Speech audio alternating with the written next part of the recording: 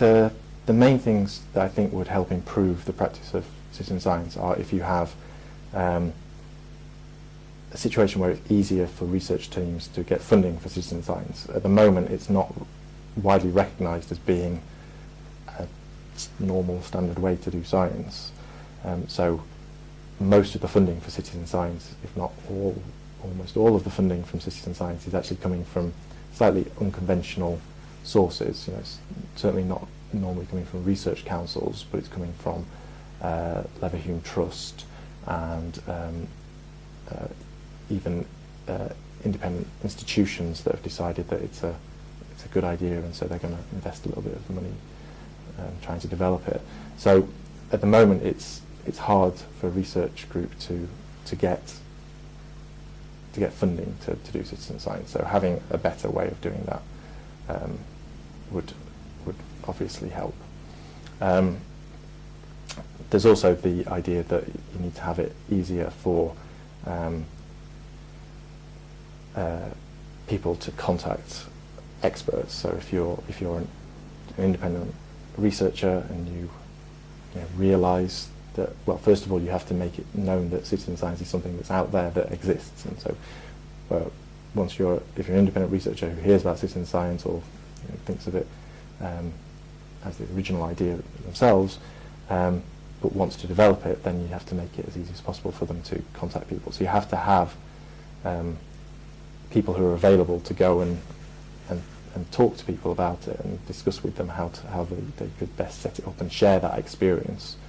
And at present, you've got these little groups that are doing citizen science, and they're spending a lot of their time working on, all their time working on their individual projects, and don't have a lot of time to spend sharing their experiences. So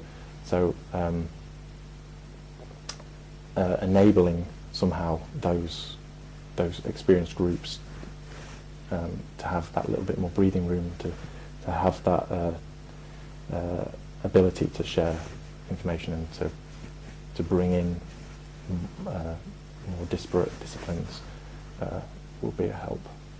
I mean, on the funding aspect, one of the issues as well is the speed and flexibility of getting funding.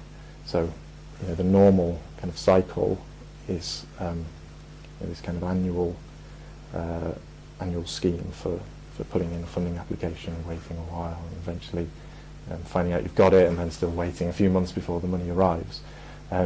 Whereas at the moment, it's quite common for a research project to be, to have been funded, to be underway, and then they realise this would be a fantastic opportunity to use citizen science and make this project either have much more robust results because we get access to a larger set of data, or go faster. But they can't employ citizen science because they don't have money for that purpose.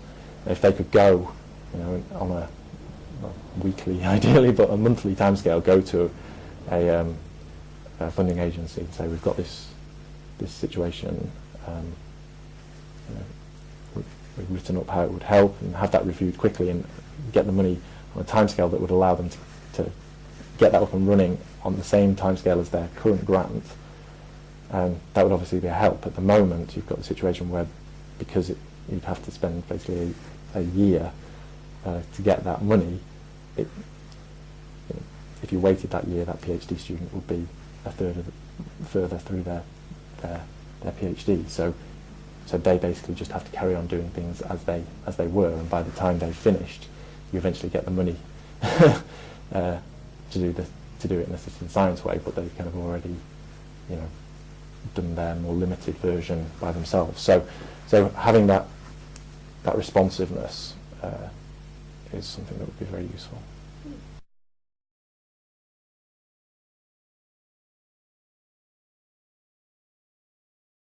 One of the most important things that would help citizen science spread is, it sounds not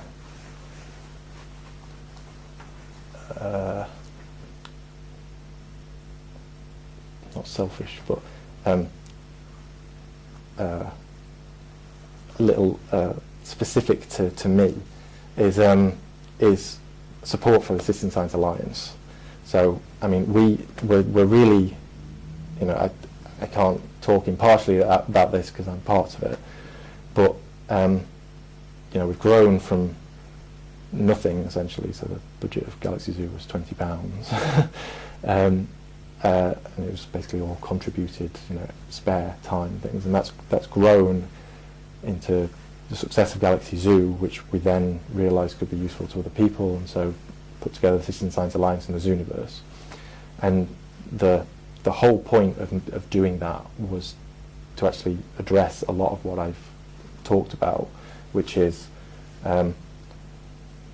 spreading citizen science to other areas, to as many areas of science and research in general that can benefit from it,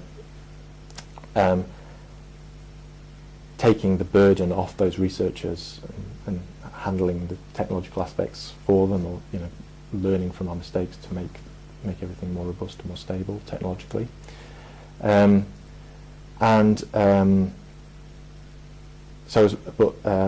as well as enabling more people to get involved in citizen science, making sure that the citizen science that is done is respectable, high quality citizen science. So making sure that you're actually doing something that's worthwhile, that you're producing science that really is competitive with the best work in the field, you know, so with professional researchers, and ensuring that your research project actually has a need for citizen science, for making sure that it's not wasting people's time. And that's kind of, you know, the basic philosophy of the Citizen Science Alliance. It sounds very grand, but is to try and make sure that citizen science keeps having a good name.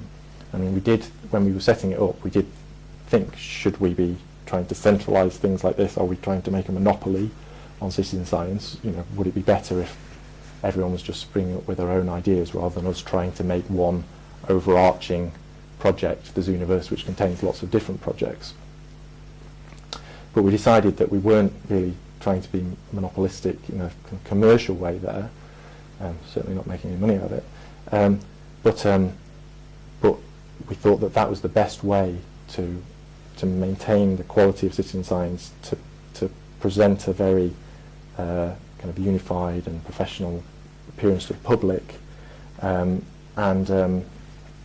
avoid what we were worried could happen in terms of fragmentation of the user base. We had this idea that if you had lots of citizen science projects springing up, you could end up with, you know, our, at the time, 150, 200,000 users in Galaxy Zoo, being split evenly between them all, between 100 different projects, and you know, none of them will be able to do anything. Whereas if you kind of keep things as a whole, and you can then allocate those resources more efficiently, so you can say, right, that's a very good project that needs people to work on it now, so we can encourage everyone to go and work on that. And then, you know, it doesn't really work quite like that because people have their own interests and things. But the idea was to be able to use the resources we had in terms of this community most efficiently.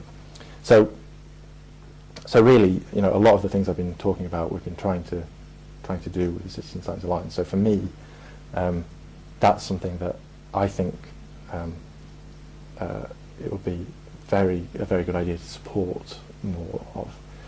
So at the moment, we've kind of got, you know, grants from here and there, you know, some money from the Leverhulme Trust, and, you know, contributed time from people who are on various fellowships and things. But we don't actually have, you know, very many people who are actually employed to work specifically on that. But that is where there is an awful lot of experience and technical know-how.